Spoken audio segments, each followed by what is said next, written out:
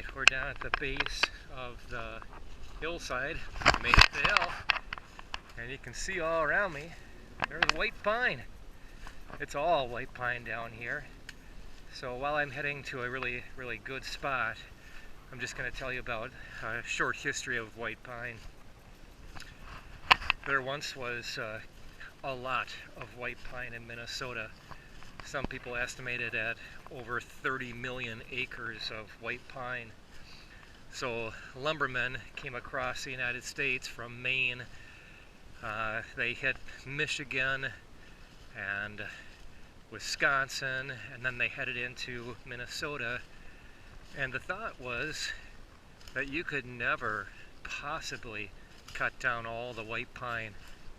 It was just thought that there was just so much that it was inconceivable that you could ever cut it all down.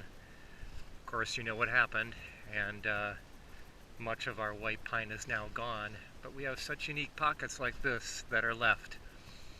So what's the beauty of white pine? Why white pine?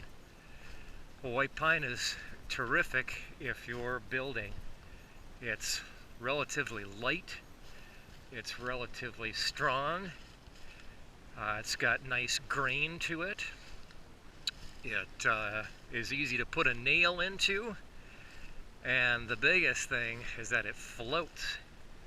So at the turn of the century, they were still primarily using rivers as systems of moving white pine logs. So if you have a floatable tree that's strong and light and buildable, wow, that is the ticket.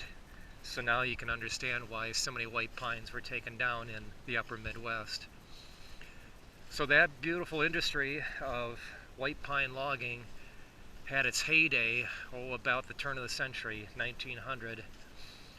And from there, the big lumbermen turned their sights west, so they moved out to states like Oregon and Washington and Idaho, and there is western white pine out there, but it's also got beautiful species like Sitka spruce.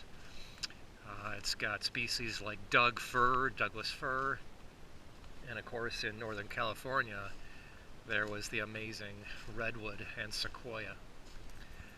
I'm going to hit pause here for a minute, and I'll start up in a sec.